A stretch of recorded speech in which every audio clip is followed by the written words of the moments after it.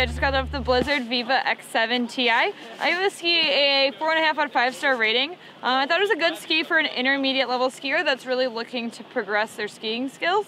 It's a very interesting ski. If you ski with a very neutral stance or sit back too far, if you have some technique issues as far as really turning your shoulders to try to make the turn as opposed to getting over the front of the ski and driving the turn, it's almost like it skids on the brakes for you to really help create a very forgiving and nice, consistent turn.